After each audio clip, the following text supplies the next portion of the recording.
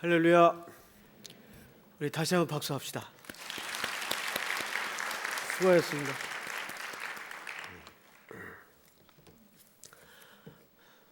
고향 안 가세요?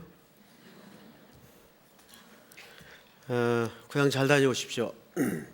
가서 즐겁게 지내시다가 오시고. 자, 오늘은 우리 선교 때문에 중단되었던 사무엘상 강의 네 번째 4장을 좀 보도록 하겠습니다. 오늘 1절에 보면 사무엘의 말이 온 이스라엘에 전파되니라 이렇게 시작을 하죠. 그리고 문장이 이어지긴 하는데 참 어색해요. 그리고 갑자기 전쟁 얘기가 등장을 해요. 그리고 끝은 엘리 집안의 몰락으로 끝이 납니다. 크게 여러분 머릿속에 오늘 본문 구조를 사실상 세 등분으로 나눠야 됩니다. 첫 번째는 사무엘의 말이 전파됐다. 그런데 달랑 1절에 기록을 해놓고는 그 다음에는 거의 전쟁 얘기예요. 그리고 나머지는 엘리 집안이 어떻게 처절하게 무너졌는가에 대한 기록입니다. 그럼 도대체 1절에 이 기록은 왜 했을까? 사무엘의 말이 온 이스라엘에 전파되니라. 사무엘이 자라서 역사의 전면에 이스라엘의 마지막 사사로 선지자로 등장을 하지만 아직 그의 영향력은 실질적으로 펼쳐지기에는 여러 가지로 준비가 안 돼 있어요. 그래서 역사 속에서 하나님이 그 작업을 하시는 겁니다. 그러려면 엘리가 하나님의 언약대로 예고대로 무너져야 돼요. 그래서 보좌가 바뀌고 통치가 바뀌고 정권이 바뀌어야 드디어 사무엘의 통치와 가르침이 본격적으로 시작이 됩니다. 실질적으로 사무엘은 오늘 사건과 전혀 연관성이 없어요, 기록상. 왜냐하면 자, 2절을 볼까요? 이스라엘은 나가서 블레셋 사람과 싸우려고 에벤에셀 곁에 진치고 블레셋 사람은 아벡에 진쳤더니, 블레셋은 늘 평생 이스라엘의 옆구리의 가시처럼 괴롭혔던 민족이죠. 그 지중해 변방에 둥지를 튼 부족인데 항상 이스라엘 옆에서 이스라엘을 괴롭혔던 아주 강대국입니다. 그런데 오늘 이 전쟁은 선지자들의 예고나 물음이나 아무 관계가 없어요. 이런 거죠. 보통 이스라엘 백성들은 칠흑 같은 역사인 사사기 시대에도 전쟁 때는 반드시 하나님께 묻거나 선지자들의 명령이 떨어져야 전쟁을 하곤 했습니다. 그런데 사무엘이 역사의 전면에 등장을 했지만 사무엘에게 물었다든지, 그렇다고 해서 엘리에게 물었다든지, 엘리가 나가서 싸워라 또는 사무엘이 나가서 싸워라 라든지 전혀 이 전쟁과는 영적인 지도자들과 아무 관련이 없어요. 곧 이 말은 무슨 뜻인가 하면 이 전쟁 자체가 그냥 그 시대에 갑자기 맞닥뜨린 어떤 위기에 그냥 반응한 겁니다. 하나님, 이 전쟁 해야 되나요? 올라갈까요? 적어도 사사시대에도 하나님께 반드시 묻고 형식적으로라도 하나님의 명령을 받아서 가곤 했었습니다. 그런데 이 사사기 말쯤 시대를 만난 이 본문은 전혀 선지자들의 통치나 가르침이나 지시나 하나님께 묻는 과정이 일체 없어요. 그냥 국가적인 위기가 왔으니까 거기에 마치 생리적인 반응처럼 반응을 한 거예요. 자, 이런 것들이 왜 중요하냐면 인생에는 결국 두 종류의 삶이 있어요. 하나님께 반응하는 삶인가, 세상의 형편에 따라서 반응하는 삶인가. 그러니까 이스라엘은 그냥 위기네. 싸워야지. 단순히 이거예요. 어쩌면 우리네 사는 삶과도 별로 다르지 않습니다. 우리 그리스도인들 가운데도 살면서 두 종류가 있어요. 뼛속 깊이 하나님의 말씀으로 무장이 되어서 생의 굴곡과 위기를 만날 때마다 하나님 어떡하나요? 하나님 어떡하죠? 좀 도와주세요. 불쌍히 여겨주세요. 하나님 저 돌아보지 않으면 이 문제 해결 못해요. 이렇게 철저히 순간순간마다 건건마다 하나님께 민감히 깨어있는, 하나님께 반응하는 삶의 스타일이 있는가 하면 고백은 해. 머리로도 알아요. 주어들은 말씀도 많아요. 그런데 생의 위기를 만나고 하면 어떡하지? 자기 소견대로 옳은 대로 행하는 세상의 그 감각에 반응하는 그런 껍데기 신앙들. 지금 이스라엘의 영적인 패턴이 전부 그런 식입니다. 지도자도 있고 예배도 있고 말씀 선포도 있는데 다 껍데기예요. 어느 책의 제목처럼 그냥 갑각류 크리스찬이에요. 심각한 거죠. 그거를 가장 본격적으로 드러낸 사건이 오늘 이 전쟁입니다. 언약궤를 중심으로 한 전쟁이에요. 그래서 우리는 이 전쟁을 조금 더 자세히 찾아보도록 하겠습니다. 2절을 볼까요? 블레셋 사람들이 이스라엘에 대하여 전열을 벌리니라. 그 둘이 싸우다가 이스라엘이 블레셋 사람들 앞에서 패하여 그들에게 전쟁에서 죽임을 당한 군사가 얼마입니까? 4,000명이에요. 4,000. 많이 죽었죠? 자, 저를 보세요. 그런데 오늘 우리 한글 성경의 번역상으로는 조금 구분하기가 어려운 애매한 표현 하나가 있어요. 근데 원문상에는 정확하게 드러난 내용이 하나 있는데 뭐냐면 여기 어디에도 분명 이스라엘과 블레셋이 붙었는데 이스라엘이 침해 이런 표현이 없어요. 분명 이스라엘은 졌어요. 그런데 블레셋이 침해 이런 표현이 없어요. 그냥 간단하게 블레셋 앞에서 이스라엘이 패했다 이렇게 소개되고 있습니다. 이게 참 아이러니예요. 분명히 이스라엘이 지금 패했는데 이스라엘을 공격하고 쳤다는 묘사나 기록이 일절 없어요. 이걸 어느 신학자가 절묘하게 이런 표현을 했더라고요. 하나님의 승리, 이스라엘의 패배. 그러니까 블레셋은 뭐예요? 이 승패와 아무 상관이 없어요. 이스라엘이 지는 바람에 그냥 블레셋이 상대적으로 이긴 거예요. 그 말뜻을 이해하시겠어요? 그러니까 블레셋이 강했거나 군사력이 우위를 점해서 전략이 뛰어나서 이긴 전쟁이 아니라고 말이에요. 그러면 이 승패의 주권자이신 하나님이 이스라엘을 패하게 했다는 얘기가 됩니다. 하나님께 묻지 않고 시작했던 전쟁. 하나님은 여지없이 블레셋이라는 대적 앞에 이스라엘을 고꾸러뜨립니다. 이런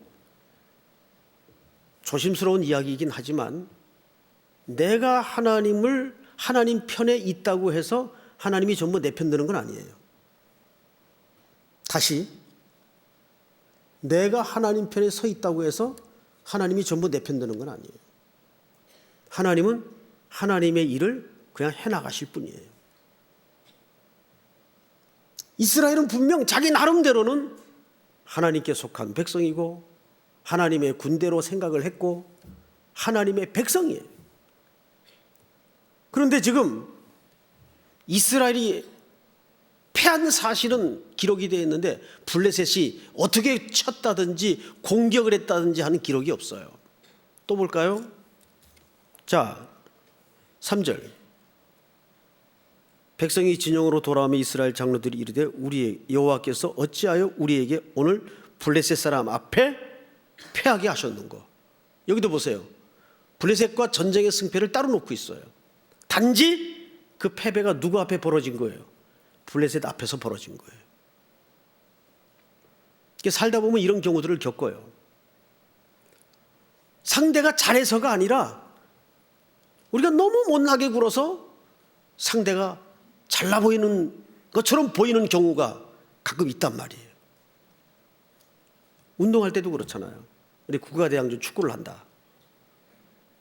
그러면 한국팀이 너무 못해가지고 상대가 대승을 거둔 것처럼 보일 때가, 그런 엉망인 게임이 가끔 있어요. 국가대항전 속에는.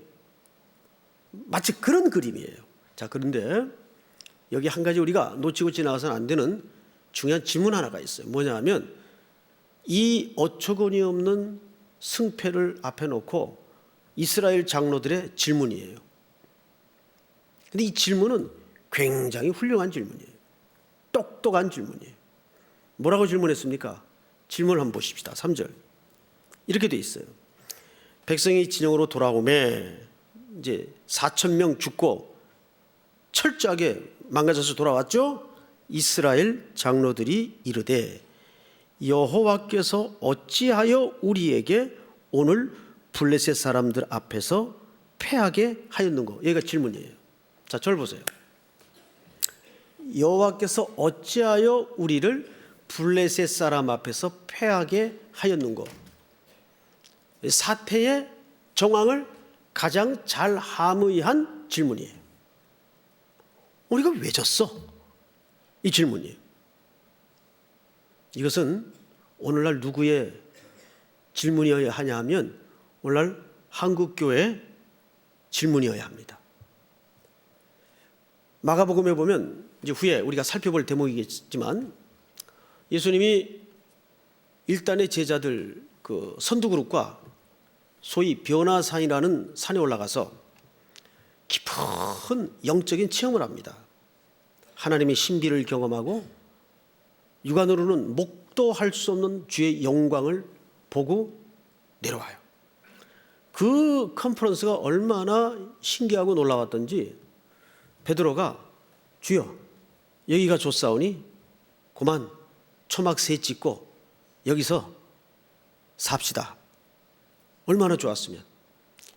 우리도 가끔 어딘지 집회 가서 수련회 가서 은혜 막 만땅 받으면 아유 그냥 집에 안 갔으면 좋겠다. 집에 가면 또 남편 얼굴 봐야 되고 애들 얼굴 봐야 되고 또 설거지 해야 되고 밥 해야 되고, 생각만 해도 그 일상, 다람쥐 쳇바퀴 도는 일상이 너무 끔찍해. 때마다 말씀 듣고 예배 드리고 천국 같아. 여기가 좋사오니. 그럴 수 있겠죠. 그러다가 제자들과 예수님이 산 아래로 내려옵니다. 그 황홀한 은혜의 경험을 뒤로 하고 산 아래로 내려와요. 그런데 산 아래는 남겨두었던 제자들 중심으로 혼란이 벌어지고 있었어요. 어떤 아버지가 어릴 때부터 귀먹고 벙어리 들린 귀신 들린 아들을 데려옵니다. 그래서 그 귀신이 이 아이를 불에도 넘어뜨리고 물에도 넘어뜨린 거예요. 그 인생이 얼마나 피폐했겠어요. 그래서 예수님의 소문을 듣고 와보니까 예수님은 안 계시고 그 조직들이 있는 거예요. 일당들이, 제자들이. 뭐 제자들이니까 좀 할 수 있겠지 하고 부탁을 했겠죠. 호랑이 없는데 토끼들이 왕노릇 한다고 이때다 싶어가지고 제자들이 그 귀신들 애를 붙들고 나름 흉내를 다 내본 거예요. 뭐 이래도 보고 뭐 침도 발라보고 눕혀서 막 안찰도 해보고 별짓을 다 한 거예요. 근데 애는 계속 거품 물고 눈 뒤집고 난리가 난 거예요. 근데 예수님의 등장은 참 타이밍이 절묘해요. 애가 좀 막 그 고침 받을 때라든지 이럴 때 좀 나타나시면 좋았을 텐데, 땀을 삘삘 흘리고 있을 때, 상황은 아무것도 변하지 않고 계속 망신살이 뻗쳐올 때 예수님이 딱 내려오신 거예요. 무슨 일이냐? 정황을 듣고 아이를 데려다가 꾸짖은 다음에 귀신을 내쫓아요. 제자들이 뻘쭘해졌죠. 조용히 졸졸 따라서 한 집에 들어가게 됩니다. 그때 제자 하나가 예수님에게 오늘 이 장로들이 물었던 똑같은 질문을 해요. 선생님, 우리는 어찌하여 그 귀신을 쫓아내지 못하였나이까? 그 제자 공동체는 오늘날 누굴 가리키겠어요? 교회를 얘기합니다. 이렇게 십자가의 붉은 숲을 이루고 있는데, 휘황찬란한 교회들이 우뚝우뚝 서 있는데 어찌하여 세상은 달라지지 않습니까? 어찌하여 이 귀신 들린 세상은 고쳐지지 않는 겁니까? 똑같은 질문이에요. 오늘 장로들의 질문과 맥을 같이 합니다. 어찌하여 우리를 블레셋 앞에서 조롱거리가 되게 하셨습니까? 질문은 100점짜리 질문이에요. 핵심을 아주 잘 본 것처럼 착각할 정도로 좋은 질문이었어요. 그런데 늘 좋은 질문에 좋은 답이 나오는 건 아니에요. 좋은 질문에 좋은 대안이 나오는 것도 아니에요. 그리고 이들이 머리를 써서 궁리해낸 대안이 뭐냐면 3절 하반절 성경을 보세요. 사람들 앞에 패하게 하셨는고 여호와의 언약궤를 실로에서 우리에게로 가져다가 우리 중에 있게 하여 그것으로 우리를 우리 원수들의 손에서 구원하게 하자. 자, 앞을 보세요. 이 멋진 질문을 던진 후에 이스라엘 지도자들이 꺼내놓은 대안 뭐예요? 그때 실로에 언약궤가 있었어요. 거기에 그 언약궤를 이 전쟁터로 가지고 오자. 이게 상상할 수 없는 기상천외한 대안을 낸 겁니다. 아주 회개한 대안을 낸 거예요. 여기에 다 동의를 했나 봐요. 그래서 일단의 무리들을 보내서 그 언약궤를 가져오는데, 언약궤를 가져올 때 엘리의 두 아들 홈리와 비느하스가 따라옵니다. 4절 끝에 보실까요? 이에 백성이 실로에 사람을 보내어 그룹 사이에 계신 만군의 여호와의 언약궤를 거기서 가져왔고 엘리의 두 아들 홈리와 비느하스는 하나님의 언약궤와 함께 거기에 있었더라. 이 두 아들이 따라와요. 자, 이게 도대체 뭘까? 이 사건이 어떻게 흘러가는 걸까? 자, 여러분, 언약궤는 일단 이스라엘 전체 공동체가 움직이지 않는 한은 절대 움직일 수가 없어요. 볼까요? 우리 한 군데만 확인해 보십시다. 신명기 12장을 열어보세요. 신명기 12장.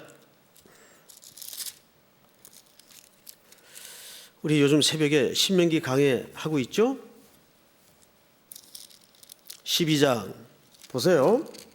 5절. 5절 한번 같이 읽겠습니다. 시작.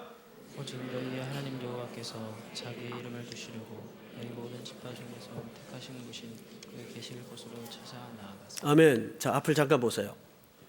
자, 여기 오직 너희 하나님 여호와께서 자기 이름을 두시려고 결정한 장소가 언약궤가 있는 장소입니다. 그러면 어떻게 하도록 돼 있어요? 이름을 두시려고 너희 모든 지파 중에서 택하신 곳인 그 계실 곳으로 찾아가도록 돼 있습니까? 그걸 움직이도록 돼 있습니까? 찾아가도록 돼 있죠? 그래요, 안 그래요? 이게 중요한 겁니다. 다시요. 그 이름을 두시려고 택하신 그 언약궤가 있는 곳으로 사람들이 나아가도록 돼 있습니까? 자기들이 있는 곳에 언약궤를 마음대로 움직이도록 돼 있습니까? 나아가도록 돼 있죠. 나아가도록. 어렵습니까? 어렵지 않죠? 자, 11절 다시 한번 보세요. 11절 제가 좀 읽겠습니다. 너희는 너희 하나님 여호와께서 자기 이름을 두시려고 택하실 그곳으로 내가 명령하는 것을 모두 가지고 갈지니. 여기도 뭐라 그랬어요? 가도록 돼 있어요. 자, 이제 앞을 보실까요? 그런데 전쟁 중이라고 이 이스라엘 장로들이 질문은 좋았는데 그 상황을 해결할 수 있는 대안으로 상상도 할 수 없는 짓을 해요. 법궤를 전쟁이 한창 중인 진영 안으로 옮겨오고자 하는 대안을 내고 그것을 실행합니다. 제가 신대원을 다닐 때 구약을 가르쳤던 교수님이 한 분 계셨어요. 김희보 교수님이라고. 이분이 쓴 유명한 책 중에 구약 이스라엘사라는 책이 있어요. 그 책에 보면 이제 저희가 수업을 그 책을 가지고 그 교수님에게 직접 강의를 들었는데 이 사무엘상 4장쯤을 강의하시다가 이 설명을 쭉 해나가시면서 이런 말씀을 하셨어요. 이쯤 되면 언약궤가 아니라 궤짝이지. 자, 오늘 설교 제목이 뭡니까? 언약궤인가? 궤짝인가? 자, 왜 그 교수님이 이쯤 되면 언약궤가 아니라 궤짝이라고 했을까요? 이미 이스라엘 공동체는, 아니 그 당시 그들의 신앙의 모든 패턴이 이미 하나님이 수단이 돼 있었어요. 자기들의 필요와 복을 채워주는 하나의 수단이 돼 있었고, 이스라엘의 신앙은 더 이상 신앙이 아니라 그냥 종교였어요. 여러 이방 신들을 섬기는 종교 중에 하나처럼 취급되어지고 본인들도 그렇게 타락을 하고 말았습니다. 자, 그래서 보세요. 오늘 성경 4장을 쭉 훑어가다 보면 절묘한 공통점 하나가 있어요. 언약궤와 엘리 집안의 몰락이 항상 같이 따라다녀요. 그래서 결국은 마지막에 두 아들이 죽고 엘리가 죽고 며느리까지 죽습니다. 그리고 이가봇으로 끝이 나요. 영광이 떠났다. 무서운 얘기죠. 자, 이 뭘 설명하고 싶었을까요? 그 당시 이스라엘 공동체를 꽉 짓누르고 있었던 신앙의 패턴 자체가 하나님이 이미 그들의 경배의 목적지가 아니었어요. 섬김의 대상이 아니었어요. 그저 자기들이 필요할 때 불러다가 써먹는 하수인에 불과했습니다. 그냥 하나님은 그들의 필요를 그때그때마다 부를 때마다 위기 때마다 채워주는 하나의 방법이고 수단이었어요. 이것이 오늘 이 언약궤 사건을 통해서 극명하게 드러납니다. 그들은 적어도 실로에서 그 궤짝을 가져오면 나름대로는 언약궤라고 생각을 했겠죠. 그 궤짝을 갖다 놓으면 전쟁은 반드시 역전을 할 것이고 대승을 거둘 것이라는 기대를 가지고 있었어요. 그래서 말도 안 되는 짓을 해가지고 언약궤를 가져옵니다. 하나님이 철저히 수단이 된 거예요. 모든 종교가 흘러가는 철저한 비틀린 방향은 종교가 수단이 될 때 그 사회도 타락이 와요. 이미 우리 기독교는 그 한복판에 깊숙이 던져져 있어요. 기독교는 그 십자가가 말하는 예수 그리스도가 전하신 복음에서 많이 이탈되어 있어요. 사실.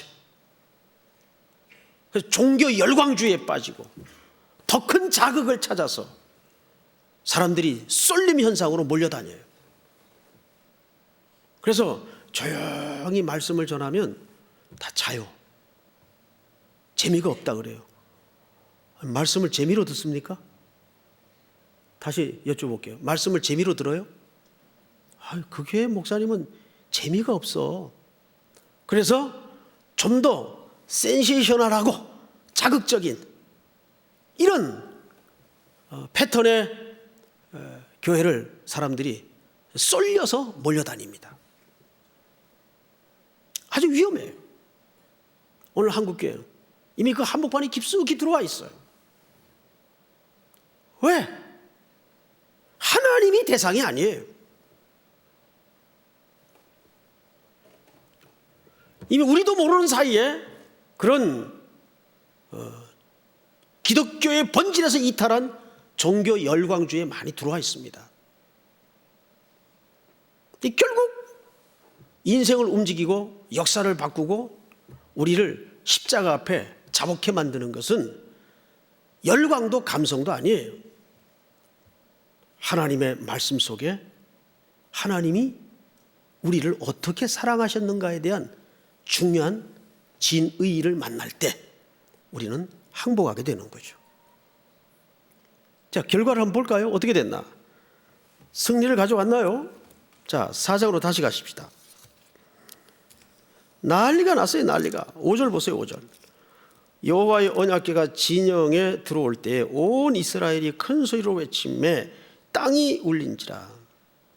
블레셋 사람이 그 외치는 소리를 듣고 이르되 히브리 진영에서 큰 소리로 외치면 어찌 됨이냐 하다가 여호와의 궤가 진영에 들어온 줄을 깨달은지라. 블레셋 사람들이 두려워하여 이르되 신이 진영에 이르렀도다 하고 또 이르되, 이 블레셋 사람들이 신앙이 더 좋은 것 같아요. 응? 우리에게 화로다. 전날에는 이런 일이 없었도다. 블레셋 사람도 알아요. 전날에는 저렇게 괴짝 가지고 왔다 갔다 하는 일이 없었는데 쟤네들이 웬일일까? 이렇게 된 거죠. 8절 시작.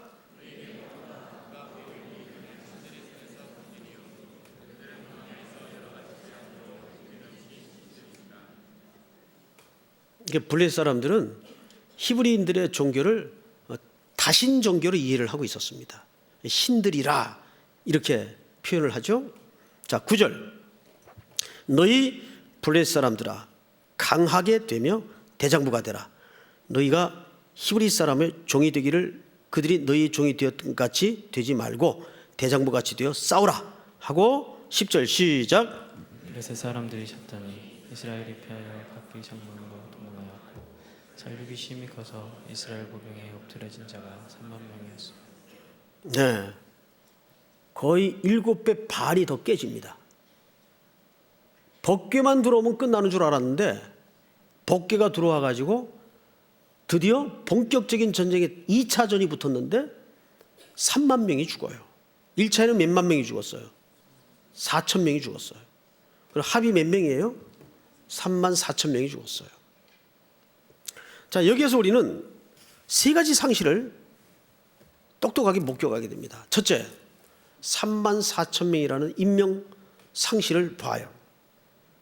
그리고 두 번째는 누가 죽죠? 어쨌든 패역하든 어쨌든 간에 홈리와 비나스라는 제사장이 함께 따라왔다가 이 전장에서 목숨을 잃습니다. 지도자의 상실을 가져와요. 그리고 더 심각했던 것은 뭐냐면 법궤가 빼앗깁니다. 아니, 궤짝이 빼앗깁니다. 궤짝이 빼앗겨요. 법궤의 상실을 가져와요. 왜? 적어도 이스라엘의 하나님은 법궤 안에 갇힌 하나님이었어요. 그렇죠? 법궤 안에 갇힌 하나님. 한국교회 하나님은 예배당 안에 갇힌 하나님 아닙니까? 저는 일부 맞다고 믿습니다. 문 밖에 나서면 저분이 크리스찬인지 아닌지 전혀 구분이 안 되는, 전혀 차이가 없는. 그래서 한국교회 하나님은 예배당 안에 갇혀진 하나님, 법궤 안에 갇혀진 하나님, 뭐가 달라요? 똑같습니다. 자, 그러면 조금 숨을 고르고 지나가십시다. 도대체 이 법궤는 뭐예요? 정말 이렇게 전쟁에 막 끌고 다니면서 수단화시켜도 되는 존재입니까? 법궤가 갖는 상징이 뭐예요? 여러분, 법궤는 모양이 출애굽기에 보면 옛날 우리 어머니들 시집 오실 때 타고 오던 가마 모양 비슷합니다. 정말 비슷하게 생겼어요. 근데 그 안에는, 그 모양이 중요한 게 아니라 그 안에는 세 가지 물건이 들어가도록 되어 있습니다. 첫째 물건이 뭐예요? 아론의 쌍난 지팡이, 십계명. 세 번째는 만나를 담은 항아리입니다. 이 세 가지 물건이 들어가도록 되어 있어요. 이 세 가지 물건은 공통점이 뭐냐면 광야 40년 시절에 이스라엘 백성들의 가장 극적인 기적을 연출했던 상징적 물건이에요. 하나하나 짚어볼까요? 자, 만나는 40년 동안 한 번도 하루도 거르지 않고 이스라엘을 먹였던 대표적인 기적입니다. 그런데 그 만나가 이스라엘에게 어떻게 시작이 되었는지 여러분 그 배경을 아세요? 홍해를 건너자마자 바로 가나안일 줄 알았어요. 그런데 물도 없고 길은 멀고 험해요. 당장 홍해를 건너 그 찬양이 식기도 전에, 미리암의 찬양과 백성들의 노랫소리가 식기도 전에, 그 후렴도 맞춰지기 전에 이스라엘 백성들이 대번 모세를 향해서 돌을 들었죠. 물을 내라, 빵을 내라. 그래서 이어지는 얘기가 뭡니까? 물만 있으면, 빵만 있으면, 의숙주 문제만 해결이 되면 우리가 하나님 잘 섬길 수 있지 않느냐. 그래서 하나님이 그래? 하고 만나를 주셨어요. 그것은 그들의 고백이 고마워서가 아니라 빵 문제만 해결되면 날 잘 섬겨? 그리고 만나의 기적을 통해서 빵으로 인생은 안 된다는 걸 철저하게 뼛속에 새겨놓기 위해서 40년 동안 하늘에서 만나를 내려주십니다. 결과 어떻게 됐어요? 40년 동안 매일매일 기적을 경험하면서도 그들이 하나님 앞에 순종을 잘 했던가요? 한 번도 안 했어요. 그래서 40년 총결론 겸인 책이 신명기입니다. 그 신자가 제 신자예요. 다시 하나님의 명령을 기록한 책이다 그 말이에요. 그 총 주제가 뭐예요? 신명기 8장 3절, 사람이 떡으로만 사는 것이 아니라 여호와의 입에서 나오는 모든 말씀으로 사는 것이라. 왜?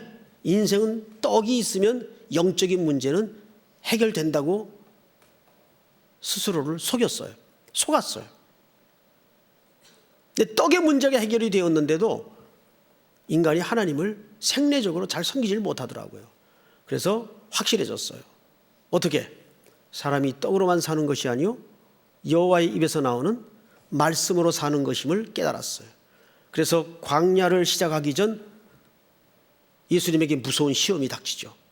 사단이 제일 먼저 건드렸던 시험이 뭡니까? 떡의 문제였어요. 빵의 문제였어요. 그러자 예수님이 처음으로 인용했던 성경이 신명기 8장 3절이에요. 사람이 떡으로만 사는 것이 아니요 여호와 입에서 나오는 말씀으로 사는 것이니라. 그래서 그 만나는 기적 이전에 인간이 떡으로 안 된다는 것을 상징적으로 보여주는 그림이에요. 떡으로 기적을 경험케 했더니 그 떡으로 안 되더라. 두 번째, 아론의 쌍난 지팡이는 왜 그 기적을 보이신 겁니까? 그 지팡이는 패역한 자손들의 상징이에요. 고라 자손들이 하나님의 권위에 반역했죠. 그래서 많이 죽습니다. 하나님이 아론의 지팡이는 생물인 식물에서 끊쳐진 죽은 나무예요. 근데 죽은 나무에서 무슨 꽃이 피죠? 살구꽃이 피어요. 샤케드. 살구꽃이 피어요. 패역한 백성들이 대가로는 마땅히 죽어야 되지만 하나님이 긍휼과 자비를 베풀어서 구원하시겠다는 약속의 표시가 아론의 쌍난 지팡이에요. 그 아론의 쌍난 지팡이의 기적은 하나님의 권위에 도전하던 당짓던 고라 자손들에게 보이신 패역의 상징이었어요. 마지막으로 십계명 두 돌판은 첫 번째 돌판입니까? 두 번째 돌판입니까? 두 번째 돌판이죠. 문제는 첫 번째 돌판이 아니라는데 초점이 있는 거예요. 첫 번째 돌판 어디 갔어요? 모세가 산에서 40주야를 금식하며 하나님께 돌판을 받아 내려올 때 산 아래서는 백성들과 아론이 뭐하고 있었어요? 송아지 만들어 놓고 이것이 우리를 애굽에서 인도하여 낸 여호와로라. 우상 노름에 빠져 있었어요. 춤추고 먹고 마시고. 그래서 하나님이 레위 지파를 통해서 수천 명을 죽이죠. 그리고 모세가 혈기 방자에서 그냥 십계명을 던져서 깨뜨립니다. 그리고 갈아서 백성들에게 마시우게 만들죠. 그리고 엄청난 징계가 이루어져요. 그래서 다시 산에 올라가 십계명을 받아가지고 내려옵니다. 그래서 이 언약궤 안에 집어넣었던 돌판은 두 번째 돌판이에요. 그러니까 두 번째 돌판을 백성들이 볼 때마다 뭘 상기시키는 겁니까? 하나님이 우리를 위해 율법을 주울 때 우리는 산 아래서 우리 조상들이 뭐하고 있었는가를 확인시키는 거예요. 자, 그러면 이 세 가지, 언약궤 안에 들어가 있던 이 세 가지가 공통점이 뭐예요? 인간이 얼마나 철저하게 쇳덩어리인가. 그것을 상징하는 게 이 안에 들어가 있어요. 기적의 상징이 아니고. 그리고 제사장이 제사 지낼 때마다 양의 피를 잡아서 그 흘린 피를 가지고 와서 이 언약궤 지붕 여기다 붓습니다. 그래서 이 지붕을 뭐라 그러죠? 시, 은, 좌. 베풀시, 은혜, 은, 자리, 좌. 은혜가 베푸는 자리다 그 말이에요. 언약궤라는 것은 적어도 철저히 인간의 무능과 죄성을 고발하는 동시에 얼마나 하나님이 우리를 자비롭게 여기셨고 그리스도를 통해서 우리를 사랑하셨는가를 상징하는 상징물이었어요.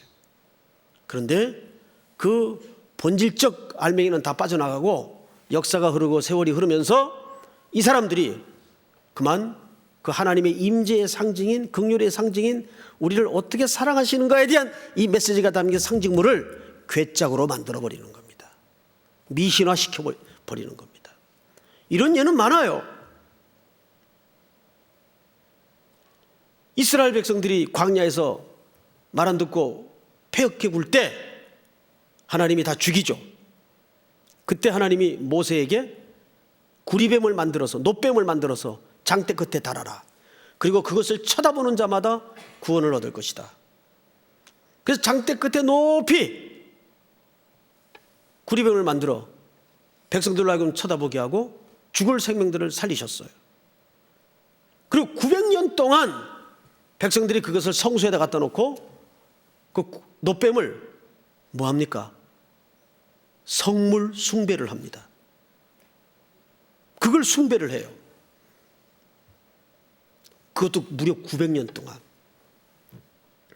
그거를 개혁했던 인물이 누굽니까? 히스기야입니다.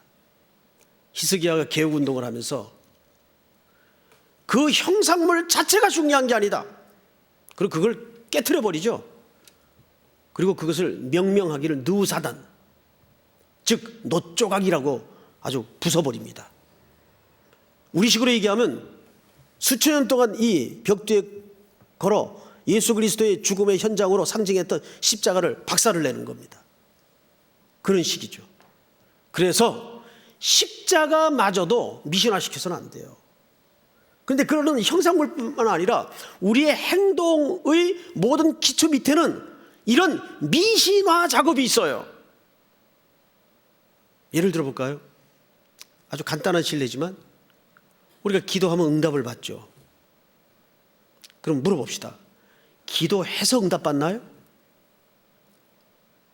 그런 생각을 갖고 있으니까 저 사람은 기도 안 했다 그 말이에요. 너 왜 기도 안 해? 기도 안 했잖아. 그러니까 인생이 이렇게 꼬이는 거야. 이제 이런 식이 되는 거예요. 여러분, 그것이 율법적 사고입니다. 그것이 여러분, 내가 기도했기 때문에 응답되는 게 아니에요. 모든 응답의 기초와 원인은 하나님의 자비와 주권에 있어요.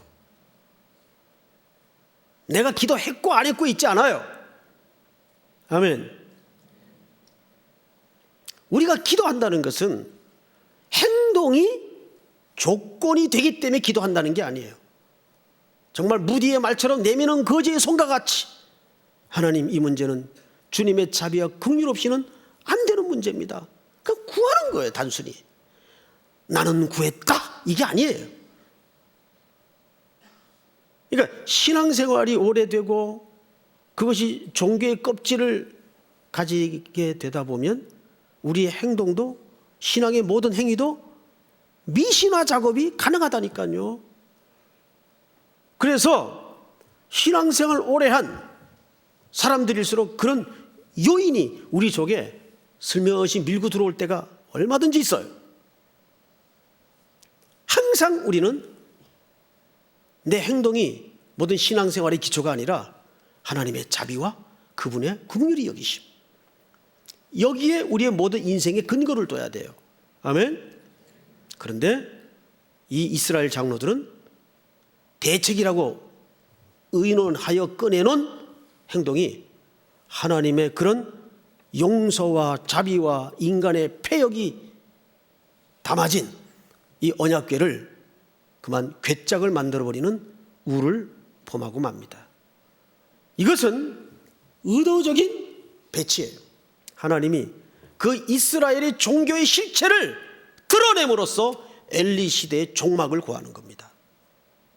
성경을 보세요. 그 법궤가 따라왔던 홈리와 비나스가 죽죠. 그리고 나서 13절을 한번 보십시다. 13절을 보시면 한번 같이 읽겠습니다. 시작. 그가 이를 때는 엘리가 길을 켜자 기다리며 그의 마음이 하나님의 교로 말미암아 떨릴지니라. 그 사람이 성읍에 들어오면 알게 온 성읍이 부르시는지라. 네. 어느 날 한떼거리가 와서 자기가 평생 지켜왔던 그 복귀를 들고 가는 거예요. 급하다고. 이 모든 전 과정을 지켜봤던 엘리로서는 자기도 신통치 않은 제사장이긴 하지만 살다 별일을 다 겪는구나 하고 벌벌 떨고 앉아 있었어요. 이 결과가 어떻게 될까? 그래서 여기 떨었다라고 돼 있어요. 보세요. 13절. 괴로 말미암아 떨릴 쯤이라. 두 아들 걱정 내용이 없어요. 즉 두 아들 생사는 엘리의 마음속에 큰 문제가 안 돼요. 아무 언급이 없어요. 엘리는 지금 이 하나님의 법궤가 지금 장소를 옮겨 전쟁으로 가버렸는데 이 결과가 도대체 어떻게 될까? 이 떨릴, 지금 이 말은 심판에 근거한 떨림을 얘기합니다. 엘리는 알았죠. 이 장차 다가올 진노를 어떻게 하면 좋을까? 떨고 있었어요. 자, 그런데 13절을 다시 보세요. 그가 이럴 때는 엘리가 길 옆에 자기 어디에 앉아 있었어요? 의자에 앉아 있었어요. 그리고 18절에 보면 그 의자가 넘어갑니다. 18절 다 같이 시작. 남의 괴를 말할 때 엘리가 자기 의자에서 뒤로 넘어져 문 곁에서 목이 부러져 죽었으니 나이가 많고 비대한 까닭이라. 그가 이스라엘의 사사가 된 지 40년이었더라. 네, 어떻습니까? 엘리의 통치를 이렇게 끝을 냅니다. 그리고 법궤는 사라져버려요. 그리고 실질적으로 사무엘이 언제부터 가르침과 통치가 시작되는지 아십니까? 이 법궤가 돌아올 때 사무엘상 7장 가서야 미스바의 광장에 말씀 운동을 중심으로 이스라엘은 살아나기 시작합니다. 부엘세바에서부터 단까지 사무엘의 말씀이 제대로 선포되고 가르쳐지기 시작해요. 그게 미스바 광장의 유명한 부흥운동이에요. 말씀을 가르쳤어요.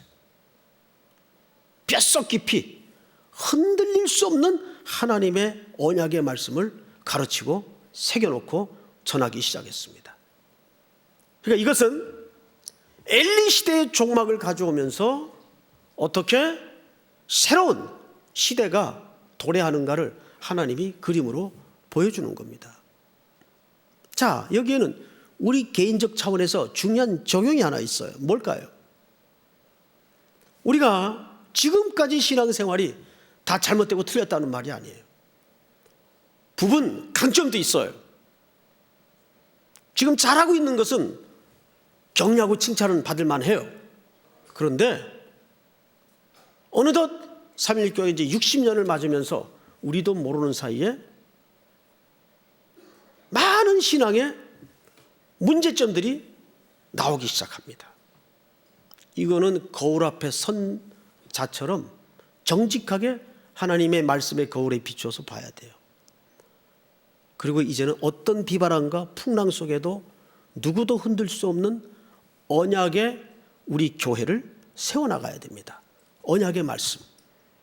여러분 각자가 그 일을 시작할 때 그 일은 가능해집니다. 여러분 이렇게 사무엘상은 영광이 떠난 슬픈 그림으로 끝을 맺습니다. 그리고 훗날 언약궤는 돌아오죠. 돌고 돌아 결국은 돌아옵니다. 하나님의 영광이 회복되는 그 출발점이 하나님의 말씀이 다시 선포되기 시작할 때입니다. 민족교회가 사는 길은 하나밖에 없어요. 우리 선배들이 그토록 사랑했던 하나님의 말씀을 다시 사랑하는 운동이 일어나고, 말씀을 읽는 운동이 일어나고, 가슴에 새기는 운동이 일어나고, 머리에 새기는 운동이 일어나고, 그리고 그 말씀을 붙들고 부들부들 경건한 두려움으로 떠는 운동이 일어나야 돼요.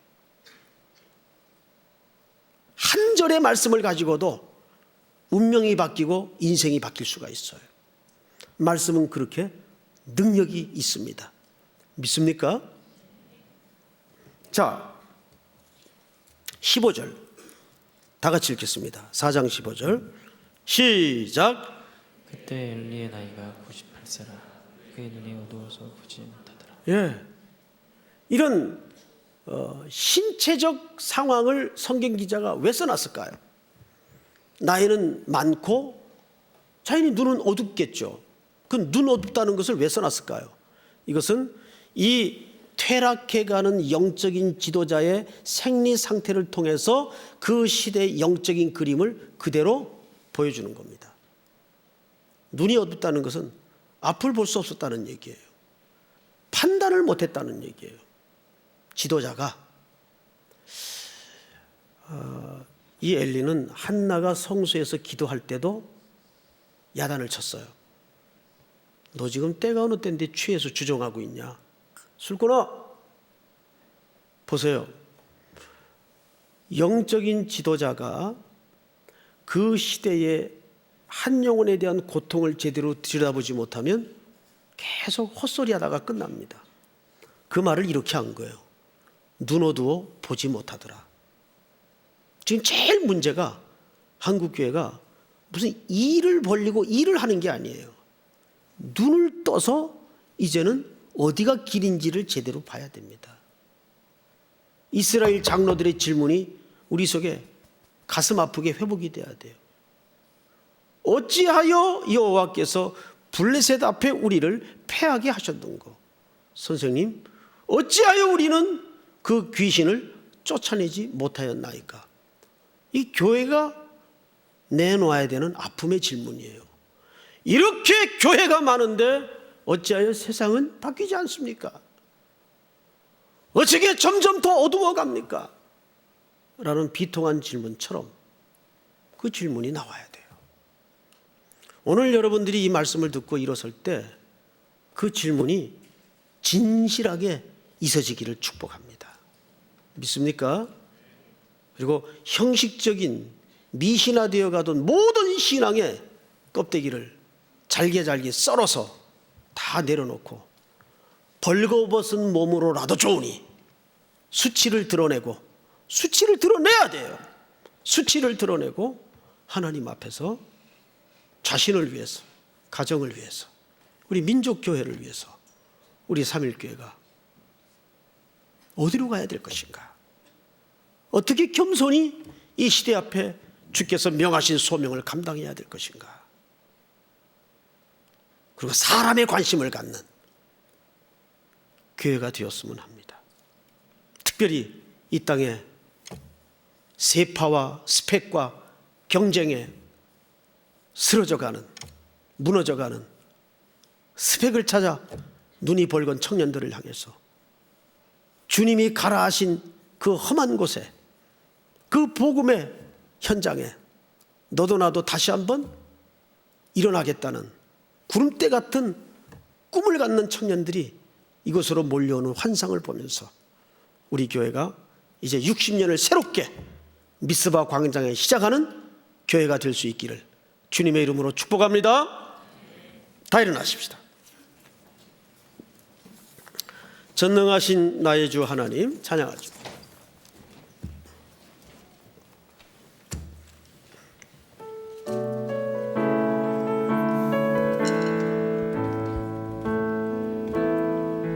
전능하신 신실하신 나의 주 하나님은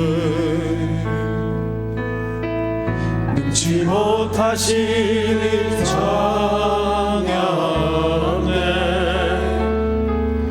우리의 모든 간구도 우리의 모든 생각도 우리의 모든 꿈과 모든 소망도 신실하신 나의 주 하나님은 우리의 모든 괴로움 바꿀 수 있네. 불가능한 일 행하시고 죽은 자를 일으키시니 그를 이길 자 아무도 없네. 주의 말씀 의지하여 깊은 곳에 금을 던져 오늘 그가 놀라운 일을 이루시는 것 보라. 주의 말씀 의지하여 믿음으로 금을 던져 믿는 자에게 능치 못함없네. 주의 말씀 의지하여 주의 말씀 의지하여 깊은 곳에 금을 던져 오늘 그가 놀라운 일을 이루시는 것 보라. 주의 말씀 의지하여 믿음으로 금을 던져 믿는 자에게 능치 못함없네. 우리 기도합시다. 서신 채로 기도합시다. 세 가지 제목 함께 기도했으면 합니다. 오늘 주신 말씀 붙들고 이렇게 기도했으면 합니다. 하나님, 세월이 가면서 습관이 되어가면서 우리 속에 나 자신도 모르게 스며들어왔던 형식적인 신앙, 또 미신화되어가는 종교, 이 모든 것들을 매일매일 하나님의 말씀의 본질로 털어내게 하여 주시옵소서. 벌거벗은 마음으로 서게 하여 주시옵소서. 특별히 우리 대학가를 위해서 기도하십시다. 이 땅에 많은 젊은이들이 캠퍼스 안에 있는데 그들에게 이 예수 그리스도의 십자가의 길을 선포하는 교회 될 수 있도록 은혜를 더하여 주시고, 특별히 이제 명절이 시작이 됩니다. 이 명절도 선교 명절이 될 수 있도록 인도해 주시옵소서. 복음 전하는 명절 되게 하시고 하나님의 사랑을 실천하는 명절이 될 수 있도록 은혜를 더하여 주시옵소서. 우리 주여 한번 부른 다음에 소리내어 합심해서 통성으로 기도합시다. 주여.